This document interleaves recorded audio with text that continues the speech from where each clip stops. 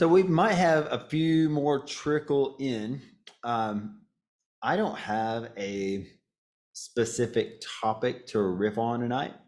I definitely don't have a presentation, but I think Brooke can attest to this, that the times that we've just gone on and had free flowing conversation, those calls have actually been really cool. Not only just cool, but we've seen some pretty significant breakthroughs with that, right?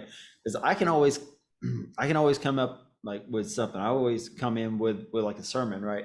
But what I wanted to do tonight was just check the pulse of what's going on in your life, how things are as far as your implementation, your execution, obviously CDE.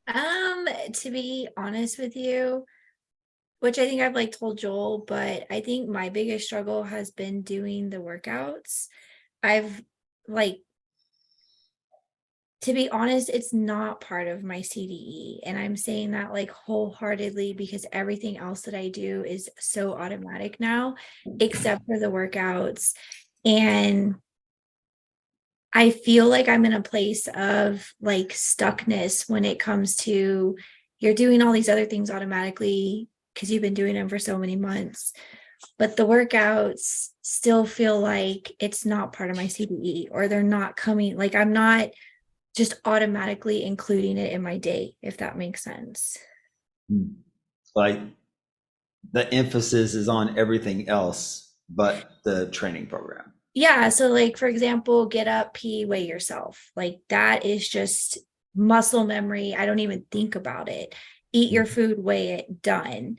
But the workout part, I've noticed for me, like in absolute transparency, I'm telling myself, you need to do this today, or like, you didn't do this today. So I know it's not automatic, but I feel stuck in terms of how do I get that into the automatic side?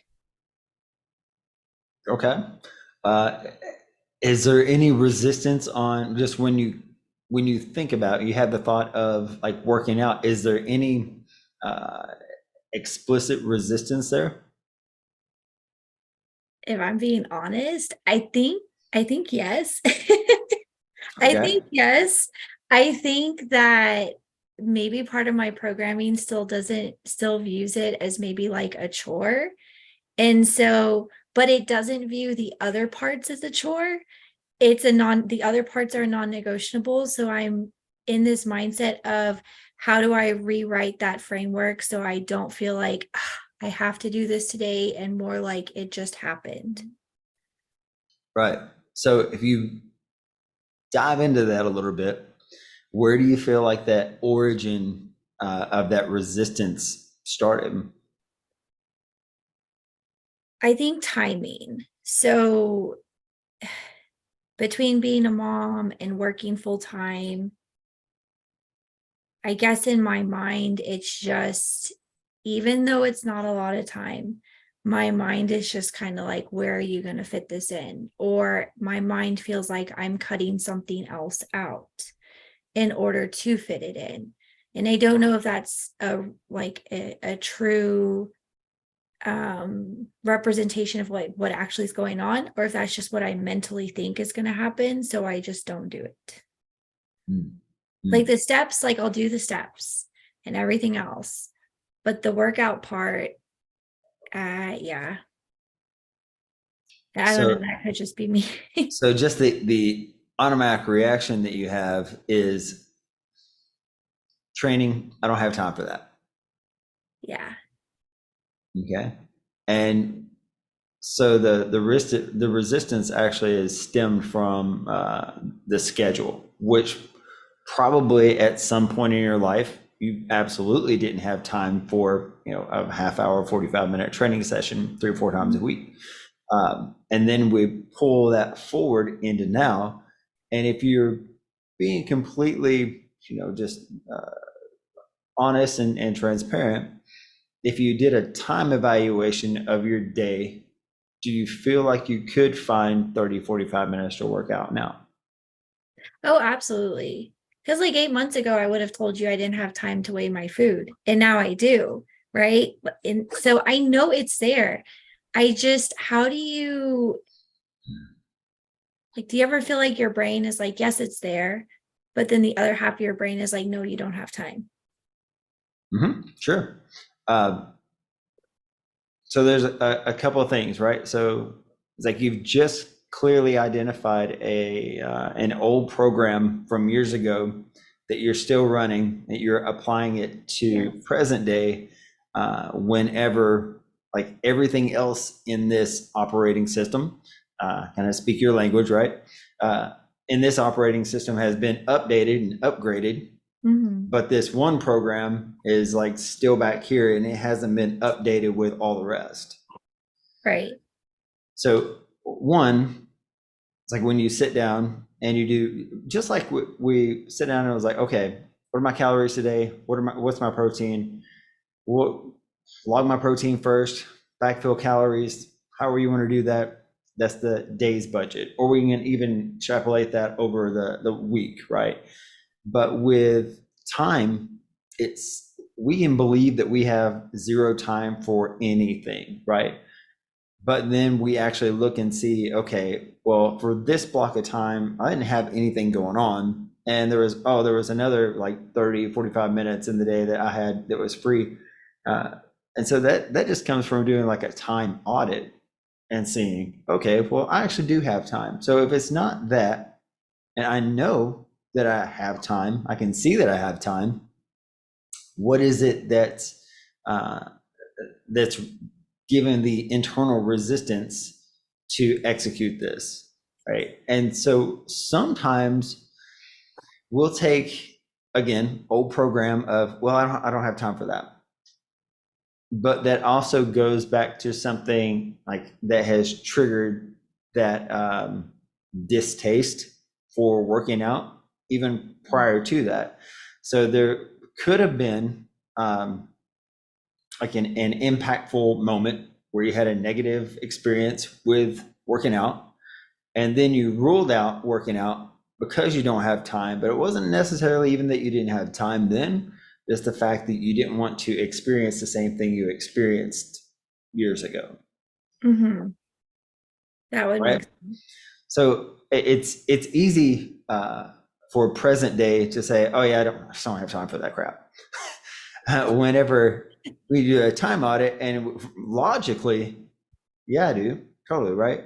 But it's the emotional connection, which is the language of the unconscious that is telling us we don't have time for that, right? yeah, Does that feel like I've kind of made a connection there?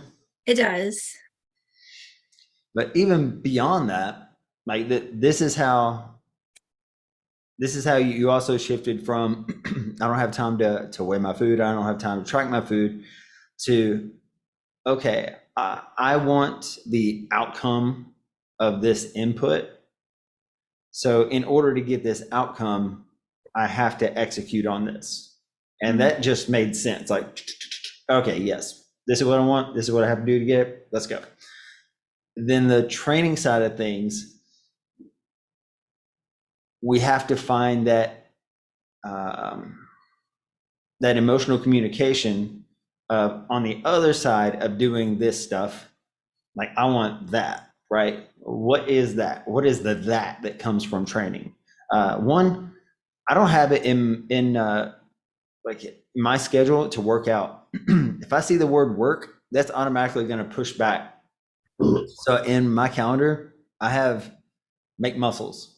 Like at 1:30 today, making muscles. And I want that, right? I don't want to be thinking about, oh God, I'm going to go. I'm probably gonna have to sit and wait on a bench maybe, or I'm gonna have to lug some weights around and walk around people and all this kind of stuff. Like, no, I'm going there to make muscles. And there's plenty of like, it happened probably twice last week, maybe in 3 times, that I was like, man, I'm not gonna work out today.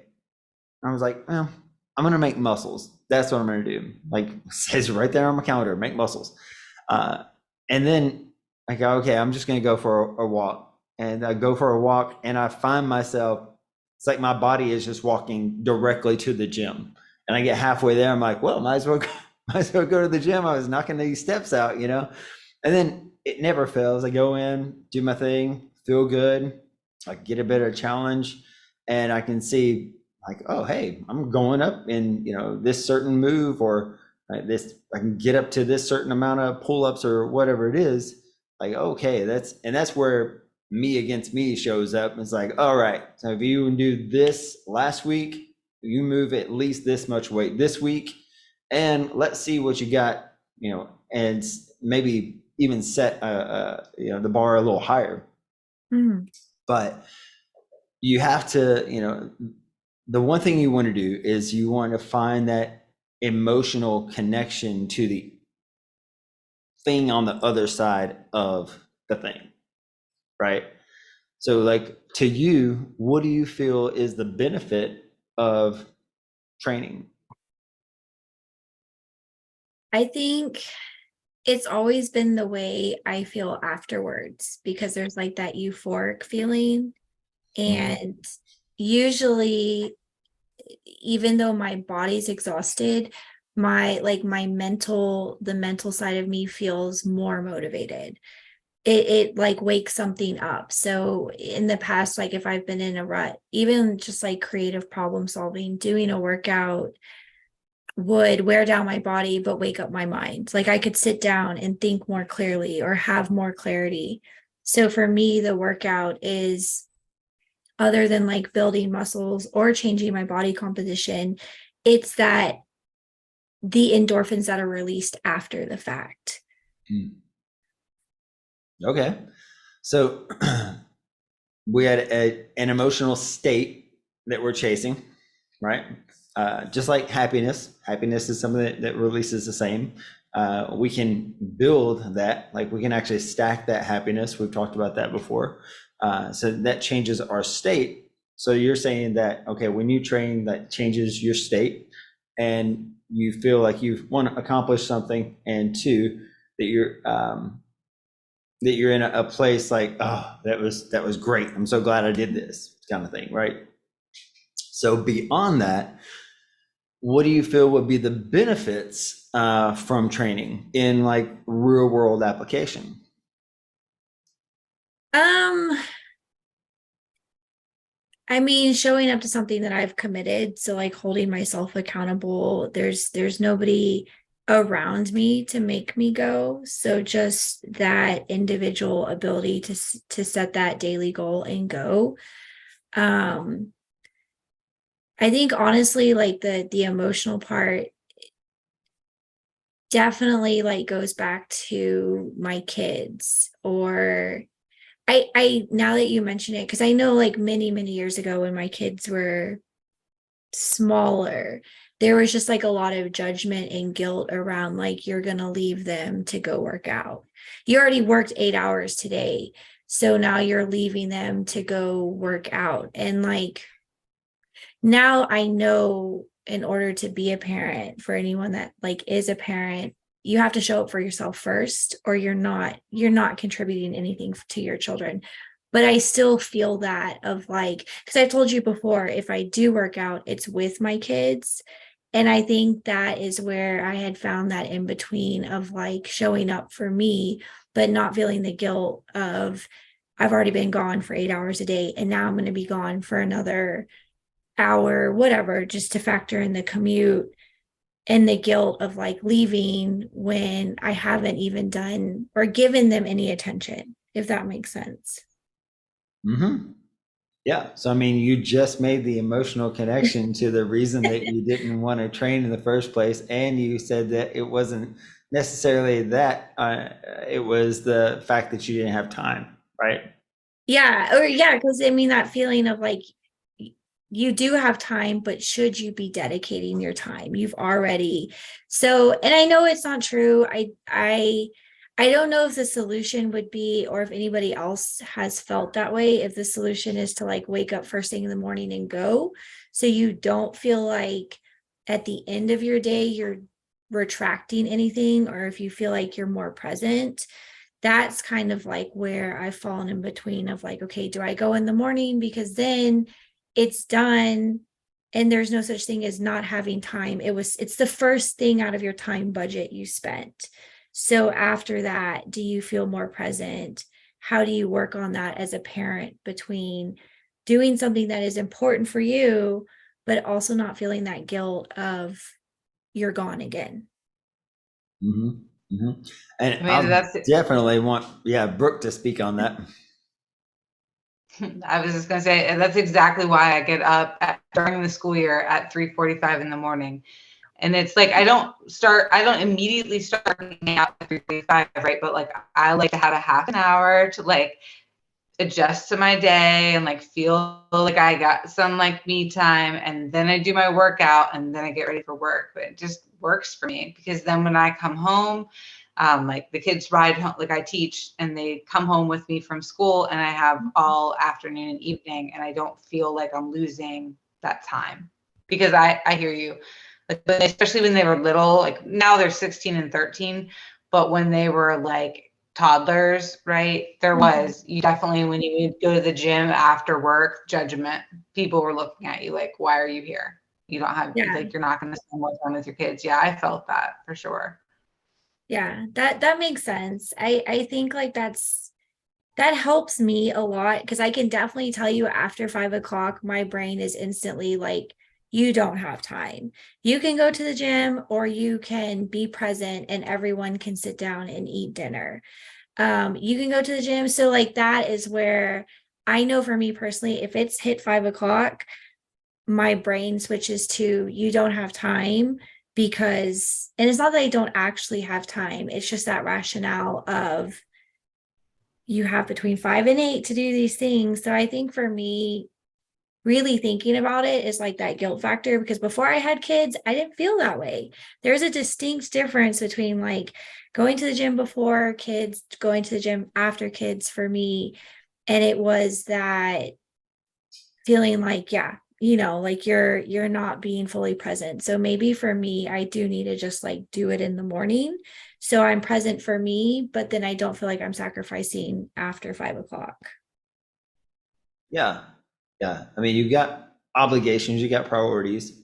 There's also some flexibility behind that desire too. So, and you could even take it next level of, okay, the reason I'm doing this is because it's going to benefit like my children. It's going to Mhm. benefit my husband, right? Yeah. And that's a good emotional anchor to tie to it as well. And that lessens that resistance in uh, committing to training. Yeah. That helps. Thank you.